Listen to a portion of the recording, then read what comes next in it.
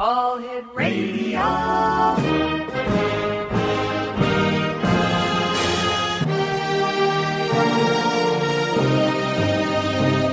Welcome to the X Zone, a place where fact is fiction and fiction is reality. Now, here's your host, Rob McConnell.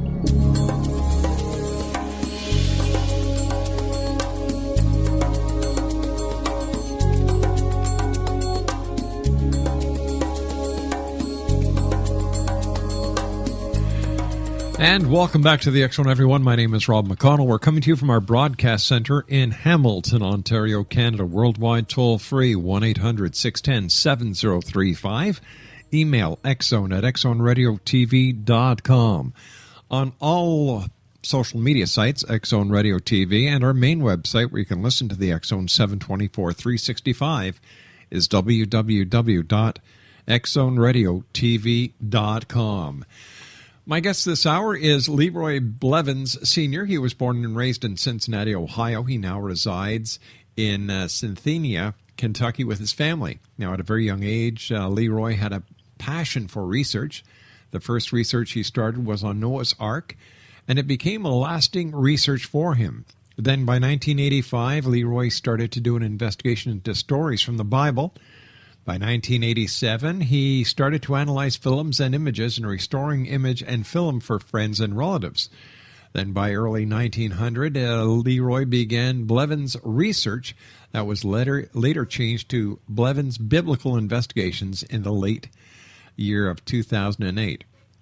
In 1990, with all his hard work, he made the biggest discovery of all time. He uncovered the true story of Noah's Ark and the Great Flood, and has found the true location of mysteries in history, including Noah's Ark. Joining me now is LeRoy Blveins. And LeRoy, welcome to the X Zone. Thank you for having me. It's great having you with us. So have you always been a curious person, always trying to solve the unsolved or research the greatest mysteries on Earth? At first it didn't start out that way, but as I go on, as the years go by, it just got more and more intrigued in finding, going over these biggest mysteries like the Zodiac Killer, Amelia Earhart, JFK, Bigfoot, UFOs. It intrigues me that there's a lot of information, a lot of evidence out there. It's not being brought to light. How different is the research that you have conducted to the stories as they're portrayed in the Bible? For example, Noah's flood. Mm-hmm. How different is... Okay. Go on. How different is Noah's flood? Yeah. Okay. All right. Well, what we're told in the story of Noah, that Noah and his son built the ark, and that the townspeople came and ridiculed, mocked Noah and everything else. Mm-hmm. Well, in my studies, to come to find out that Noah had other people build the ark for him because his sons weren't even actually old enough or even born at the time when he started the ark. Then, when I was going over the story of the flood, I found out that, by the timelines, Noah's father passed away 5 years before the flood.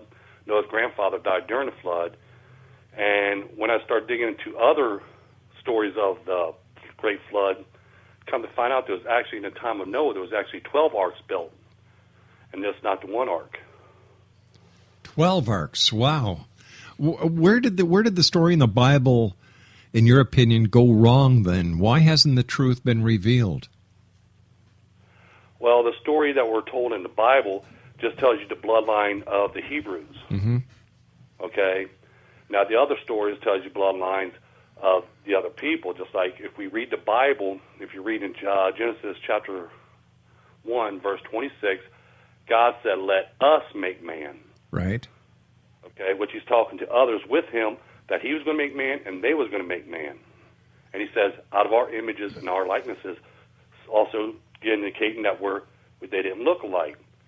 And then when the time of the flood came along, God says, "I'm going to remove off the earth what I have made," but he was leaving what everybody else has made.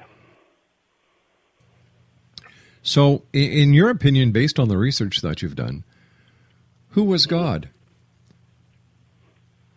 God is God, okay? Mm-hmm. And which we find his name in the Bible when you read it, because like in the commandments, okay, don't use the Lord's name in vain. Mm-hmm. Well, in Exodus chapter 35, verse 14, it says in that verse there, for the Lord whose name is jealous is a jealous God. Ah. So the name of God isn't Yahweh, it's not Jehovah, but it's jealous? Yes. Jehovah Mm-hmm. was Jesus' first name. That's when Jehovah came in. It was supposed to be in Jesus. I gotcha. All right, stand by, LeRoy. You and I have to take our first commercial break. We'll be back in 2 minutes. Exo Nation, our special guest this hour is LeRoy Blveins Sr., and the website is jfkreport.weebly.com, and LeRoy and I will be back on the other side of this 2-minute commercial break as we continue right here in the X Zone from our broadcast center in Hamilton, Ontario, Canada. Don't go away.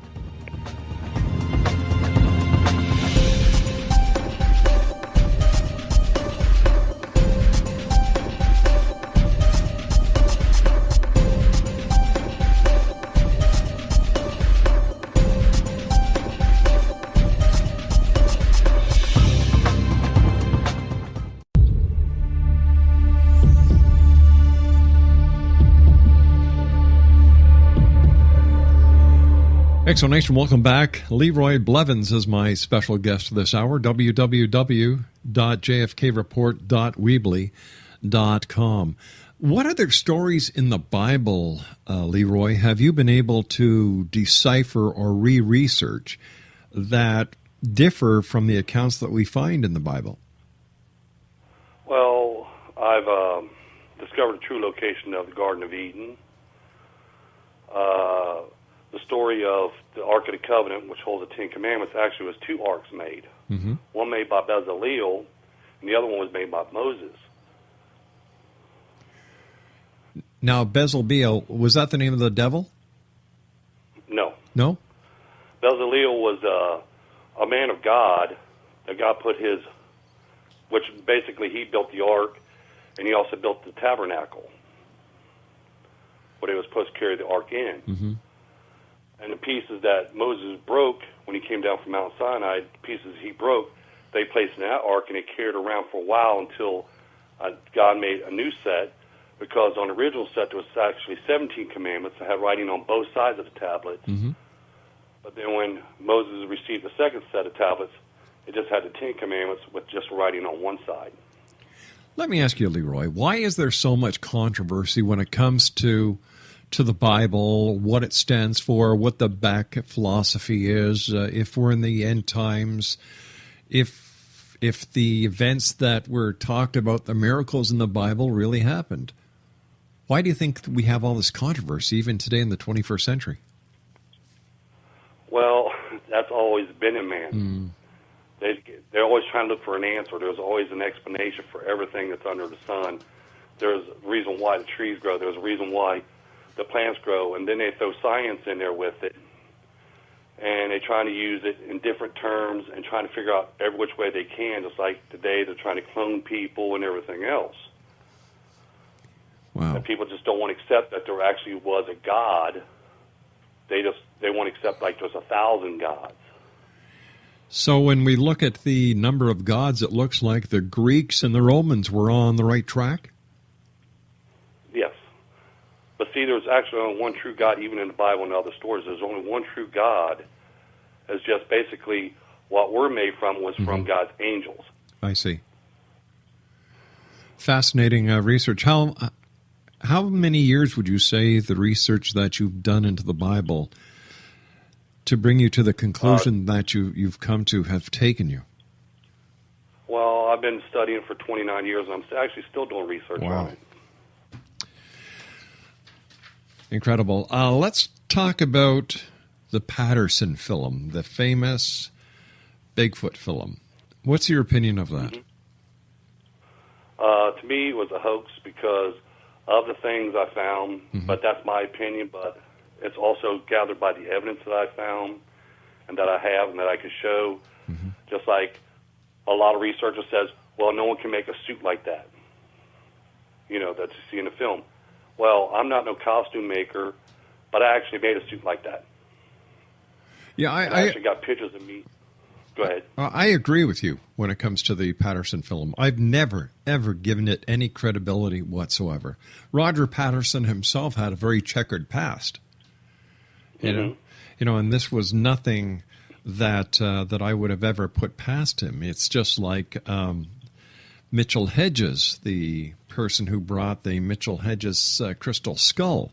He was another showman. He also had a checkered past. When you look at the truth compared to his story, two different stories. So once again. But something that I am very interested in is the JFK assassination. Let me ask you a very point-blank question. Who was the man behind the assassination of JFK? The KGB. How did you get to that conclusion? All the evidence I collected and what I researched on, and Why? how everything took place that day. Mm-hmm. Why would the KGB want JFK dead? Oh, it's easy, because they can't. Well, at that time we was going through the Cold War, and we already went to war with them against Russia twice already. Against Germany, and during the Cold War, Kennedy went over there, and this is when they started building the wall, when Kennedy was over there. And he was trying to get peace amongst people. Plus, he was, also with the African Americans, everybody has equal rights and everything else. Yeah. Well, they didn't like that. So they figure, well, all we could do is we'll attack by taking out Kennedy. Mm-hmm. They'll have Oswald say it's Cuba, put in everybody's mind that he's going for Cuba, and then turn around while we attack Cuba, they come in the back door after us. Wow. So, how many shooters were there? Was Lee Harvey Oswald the only shooter? No, there was actually 5. Where were they? Okay, there was Oswald was on the 6th floor Texas School Book Depository. Right. Then you had 2 gunmen on shelter number 3 on a grassy knoll was behind Mr. Zapruder. You had 1 gunman on the 2nd floor of the records building and another gunman on the rooftop of the records building. Why, in your opinion, did the KGB select Dallas, Texas, to assassinate the president? Well, I think there was another couple locations they was going to pick, but Oswald was actually running a lot of it. Because Oswald was a bright, intelligent man, but just people, act like he wasn't, but he really was. Because he was trying to take out General Walker months before he assassinated JFK. Do you think that any of the powers to be in the United States government knew that there was a plot to assassinate President Kennedy and that the KGB was going to take their shot at him? I think they did. That's why they was doing their cover-up. So why do you think the government of the United States would, knowingly that there was an attempt or an assassination plot in progress to assassinate President Kennedy, not take the sufficient precautions in order to protect the president better? Well, like I said, when you look at the government itself, they get death threats for presidents every day. Yeah. Some things they take serious, some things they don't. Well, when you look at Kennedy ran a lot of stuff, just like when he was in Dallas, Texas, and when he was in a couple other locations before he even came to Dallas, he told the Secret Service agents to stand down. He wanted people to be able to come to the car and touch him so he could shake his hands. Just like the motorcade route, when he was coming down Dallas, Texas, when he was coming down Main Street, he actually stopped and got out of the limo, walked over to people and started shaking their hands.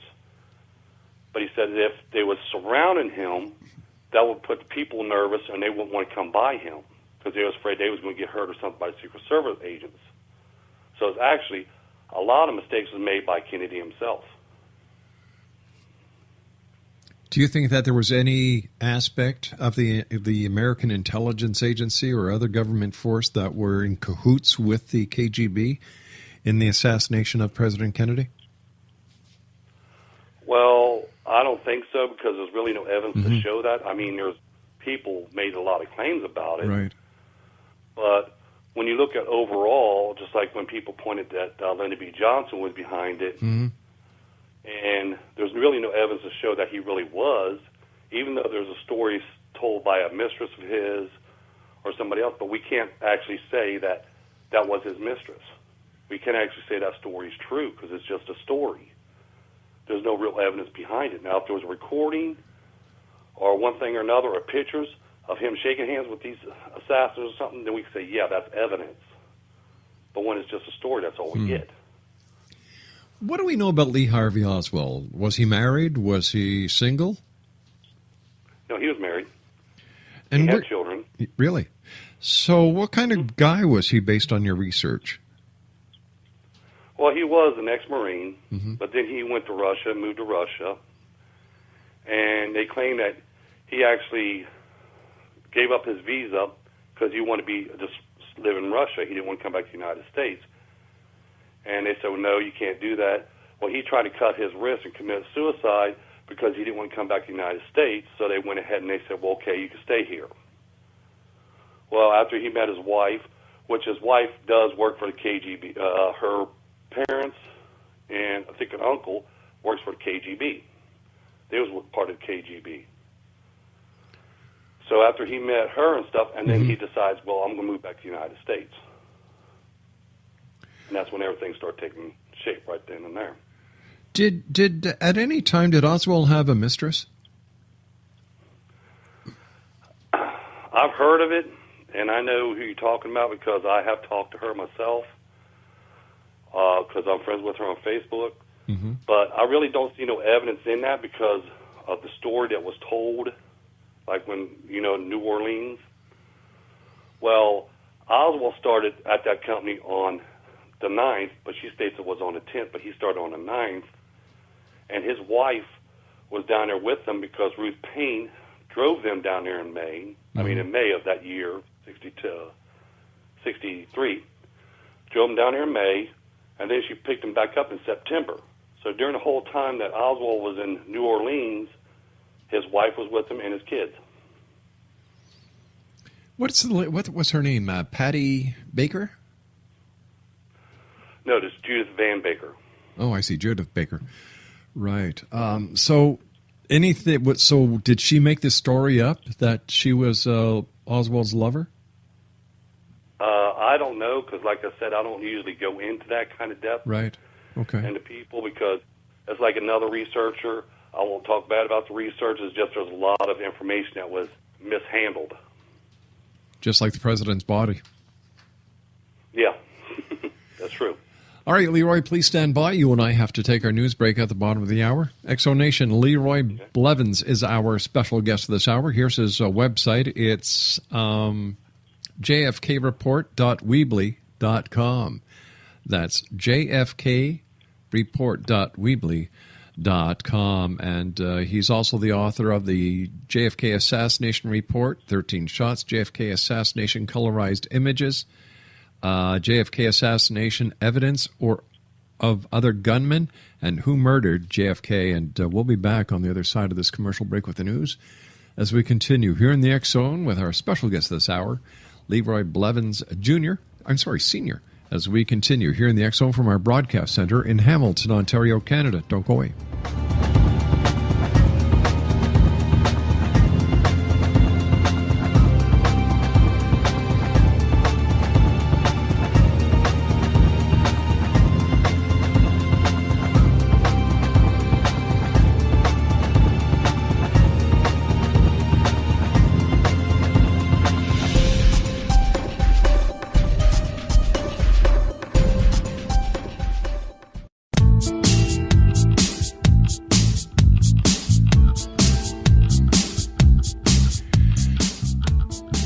Welcome back, everyone. My special guest this hour is LeRoy Blveins Senior.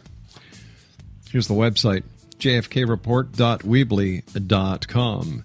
And LeRoy, why do you think, here we are so many years after the great president's assassination, it is still one of the greatest mysteries going? Because it was a mystery mystery was never solved. That's why people are so interested into it even still today, because the way it was handled, and a lot of information was lost, and a lot of evidence was lost, and it left a big opening for 1,001 stories. You know, the question is that if, and I'm not doing your research, if in fact the KGB was responsible for the death of President Kennedy, why wouldn't the government pursue this? Why are they in fact protecting the KGB and their actions? Because during that time, people don't understand, during that time, like I said, the Cold War was going on. Right. And to protect from World War III breaking out, they had to come up with something. So was President Kennedy the sacrificial lamb? Basically, yes. But if President Johnson and his predecessors, up until President Obama today, are aware of these facts, why hasn't there been any accounting of Russia when it comes to the assassination of a president of the United States? Because they're still got it based on, they're telling still the same old story of Oswald was a lone assassin, there was only 3 shots fired, and that's it.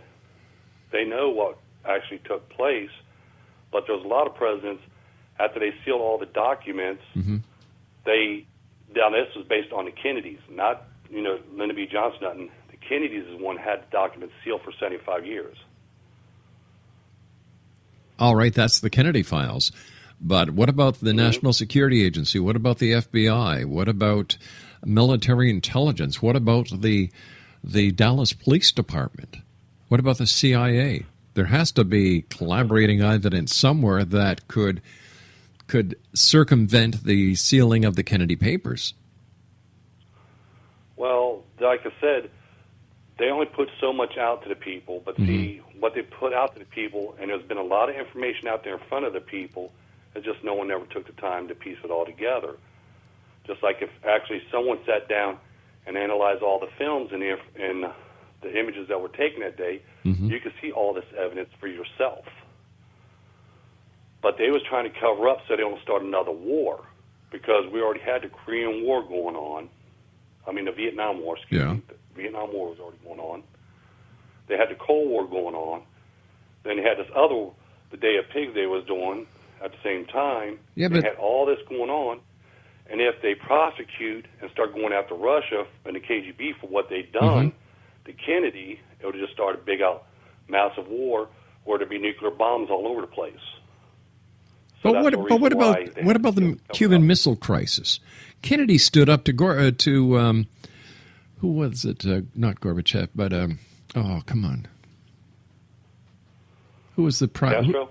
No. The Russian premier at the time. Russian? Yeah, that's how significant that guy was. Right, Kennedy stood up to the Russians, and they backed down. You had Stevens in the United Nations who stood up and told the Russians. But see, that's a perfect plot. See, they back down, so that eliminates them. Because, like I said, when I found the information I found, that's been in front of the public's eye for all these years, and I could piece it together. That's why I say the government had to know who it was, because the pure simple fact of it is this information pinpoints of who was behind it. Everybody wanted us to start war against Cuba during that time because of what Oswald did, because Oswald kept on saying, he's a Marxist, he's for fair play, Cuban communities, and everybody's sitting there thinking Cuba did it. And then you got these other people come out and say, well, no, Cubans did it, the mob did it, then Lyndon B. Johnson did it, our own government did it, the CIA, the FBI, had all these opportunities, all these people supposed to take out JFK, except for the people that really took him out was the KGB, but they overlooked all that. What about the Warren Commission? Well, the Warren Commission, I think they just put it all together, what they could find, and just throw it out there. they did a sloppy job in doing it because, like I said, when I took on the case, I've read a lot of stories myself, heard a lot of eyewitnesses' claims, and a lot of documents you could see was falsified. So I said, well, the only way I'm going to actually find out actually what happened that day is I'm just going to base it on what I can find in the films and images, see what they tell me. And that's when I found the gunmen on the grassy knoll. You can see them taking their shots. There's other images showing them with their rifles, having the rifles in their hand. The gunman on the second floor, you can see the rifle in his hand. You can see the shots taken from another film, the Hughes film. You can see him taking the shots. JFK was shot 4 times. But see, Governor Connolly was supposed to be assassinated too because I had 2 gunmen in 2 different locations take a shotgun over Connolly too, but he ended up surviving. Jack Ruby, where does he play into this entire scenario? Honestly, he was just upset. That's where the mob came in. That's where the mob came into play by the way he assassinated Oswald. He comes in.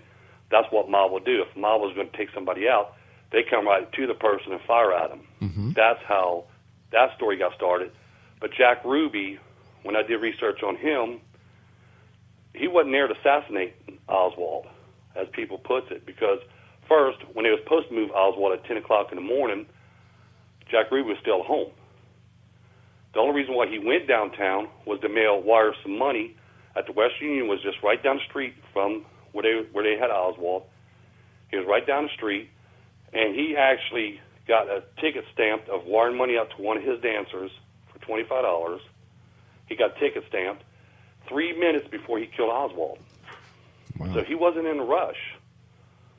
He was just mad because Ruby did like the Kennedys, and when he seen Oswald come out, he just snapped and shot Oswald. How about the prosecutor in New Orleans, Mr. Garrison? Was he on the right track? Mr. Garrison? He was on a right track somewhat, but like I said, he's based on the information that people is telling him, the stories and the documents that he's been reading.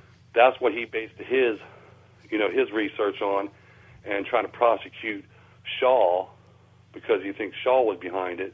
Right. But then again, like I said, if you watch the Kennedy assassination, and you actually watch it by the films itself, not by reenactments or anybody else, you will see it was a military, what happened that day, it was a military action. Because you have 2 gunmen aiming at JFK at the same time. Then you have a gunman aiming at Governor Connolly. Kennedy gets shot 4 times. Then you have Governor Connolly being shot twice. And then you have these distraction shots to get people starting running around. Okay? Yeah. That's what the other distraction shots were, because those distraction shots was taken in, on the steps where 3 men were standing right there by the Pelagoro, by the picket fence. A distraction shot struck there. Got 2 distraction shots that hit the manhole cover, concrete, which both of them bullet holes still can be seen today. You had 2 shots that hit into the grass area. You had 1 curb shot that hit where James Tague was standing. Then you had 1 shot that hit a sign that was on a lamppost. This is to get the people to scatter and run around up the hillside so the gunmen on the grassy knoll can blend in with the people as they're running up there, blend in with them, and get out into the parking lot. So you're convinced, based on the research that you did, the films that you watched, the documents that you have read, that President John F. Kennedy was assassinated by the KGB? Yes. All right. So because why? Well, see, like I said, if you look at the films and stuff and you do background checks even on the people, just like, to me, when you do research or an investigation, as you know, everybody's a suspect. Yes. Until you eliminate them. Mr. Zapruder. I'm not saying he was a part of it, but when you look at the facts that we could see, like, he was the only one that was filming on that side of the street. Another fact, the gunman was right behind him, no more than 12 feet away from him. Now, when the shots was fired behind him, Mrs. Sessman took her hands up, which we can see in the Orville Nix film. She takes her hands up and covers Mr. Zapruder's ears. Mm-hmm. Why did she do that? When Mr. Zapruder was done with this film, he jumps off the wall, walks away like nothing happened. He's going to go ahead. He went to the TV station. He was one of the first people they interviewed there. He was on live TV. He holds up his fist, and then he coughs, and then he brings up his fist and holds his fist up like a Russian hammer symbol. Same thing Oswald did when they brought him into custody, and they was taking pictures of him. He was holding one fist up, but he was in handcuffs. So am I correct in understanding that, once again, based on the research that you've done, based on the films that you've watched, based on the documents you've read, number one, Lee Harvey Oswald was the man that was coordinating this entire operation? Yes. Lee Harvey Oswald was a member of the KGB? Yes. And that it's possible that Zapruder himself was part of this entire scenario? Yes, because even his family migrated from Russia when he was a little boy. Okay. Okay. Who, his family migrated from Russia. who in your opinion, LeRoy, was responsible for the death of Officer Tippit? I never really looked into that much. Okay. I mean, there was eyewitnesses that did state that Oswald was the one that shot him. Yeah. And he was in a lineup, and they did find gun residue on his hand. So I would say yes, he did shot Officer Tippit. In your opinion, during your research, was there any evidence that was found in the book depository that directly linked Oswald, besides to the crime itself? Yes, well, see, the sniper's nest, they found his palm print and his fingerprints on the boxes in the sniper's nest. The rifle, which was a decoy rifle, which is a card counter rifle, he did not use that. But he still placed it there as a decoy rifle by the steps, which had his palm print on it as well. Here in just last year, my friend Guy Cooper was watching a video where he's seen images from the National Archives that shows the bullet casings. He contacts me and says, LeRoy, he says, looks like there's fingerprints on these bullet casings. So I said, okay, I took a look at the video. So I made some contacts. We ended up getting first-hand images from the National Archives of these bullet casings. On two of the bullet casings, I found a fingerprint. So I said, well, I'm going to eliminate Oswald and see if this was his print or not, so we can eliminate it and see whose print this is. I tested every one of Oswald's fingerprints against it, and one didn't match. It was his thumbprint. His right thumbprint was pressed on two of the bullet casings. How did you get a copy of Oswald's fingerprints? Oh, you can go to you can get them off the archives. It's in Dallas Police Reports. Okay. You can get a copy of his fingerprints. This is, like I was saying earlier, this is a mystery that has haunted hundreds, if not millions, of people over the years. Do you think the truth will ever come out? Besides you publishing your books, and I don't understand why somebody hasn't picked up your books and just run with them based on the evidence and the photos that you have in your books. Well, they're trying to push me out. Really? Okay, they're trying to push me out. Yeah, because all the researchers, all top researchers have seen the images that I found. They've seen my post, but if it don't match theirs, they don't want anybody to know about it. To me, it doesn't matter. Just like I tell people, if they don't believe my research, that's fine. I don't care. That's their opinion. But believe in what you can see. Don't believe what you're told or what you read. Believe in what you can see. Because like when I point out the gunman in the shelter in the Mormon photo, there's actually people that actually went online, looked at all different copies of the Mormon photo, and said, yeah, you could see both of the men. The Nix film, when I point out the frames of the shots, where you can see the two shots come from the shelter, they look at me and say, yes, you can see them in every copy of the film. That's the key fact. Once you find the location and you know where to look at, then when you start analyzing the films and you start analyzing the images, you know a location to look at, and you can see if there's any evidence out there that pinpoints shots coming from the grassy knoll. There's none coming from the picket fence, period. But when you find a gunman in shelter number 3, which is behind Mr. Zapruder, and here is Bill Newman saying the shots came from behind him, shelter number 3 was behind him. So this eyewitness is telling the truth because he said the shots came from behind him. The images showing the gunman behind him. They're showing the shots coming from behind him. So everything matches right there. All right, stand by, LeRoy. You and I have to take our final break for this hour. Man, has this hour ever gone by fast. Exonation, LeRoy Blveins Sr. is my special guest this hour. www.jfkreport.weebly.com is his website. And LeRoy and I will be back on the other side of this commercial break as we continue here in the X Zone from our broadcast center in Hamilton, Ontario, Canada. Fascinating books, fascinating story, fascinating man. We'll be back on the other side of this break. Whatever you do, don't go away.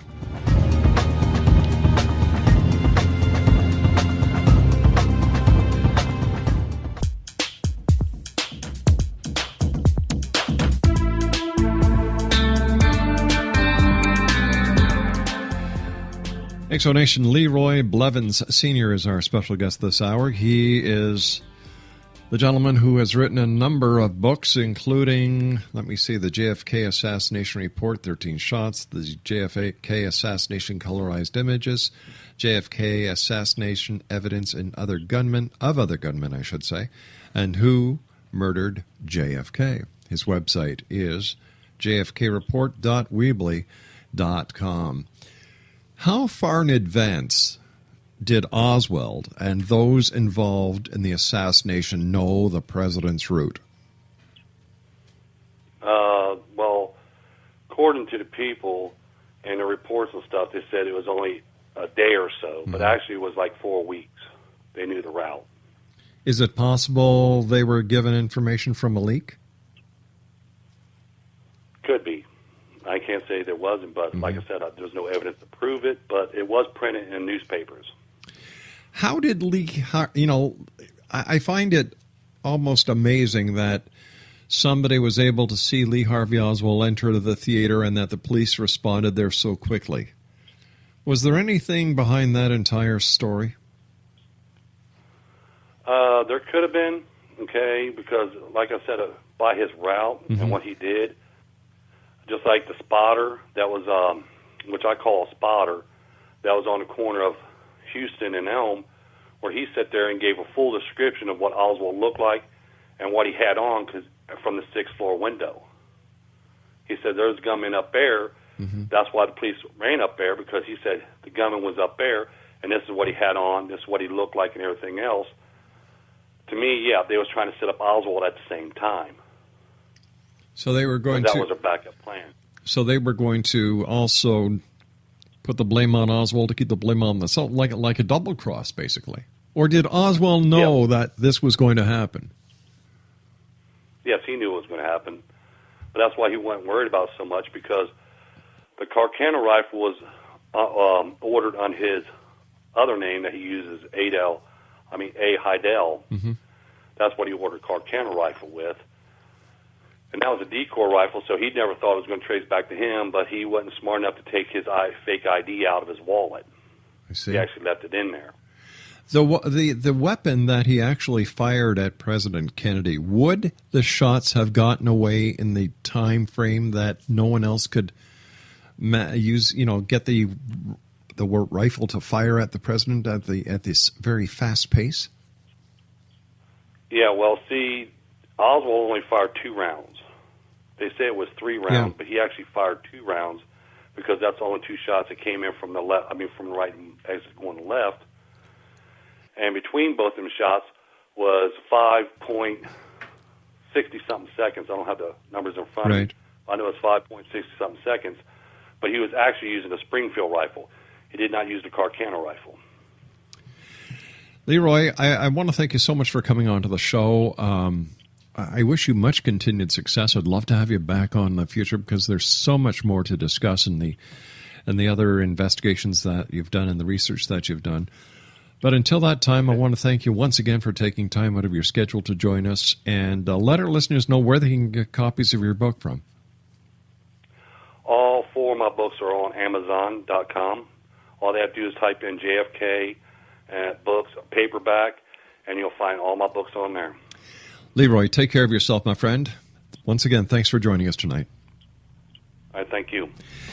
Exonation, LeRoy Blveins Sr., www.jfkreport.weebly.com. Once again, you heard it right here. Lee Harvey Oswald was responsible for the group of those involved in killing President Kennedy in Dallas, Texas. It was a KGB-sanctioned hit. And there you've got it. We'll be back on the other side of this commercial break with the news as we continue here in the X Zone from our broadcast network in Hamilton, Ontario, Canada. Don't go away.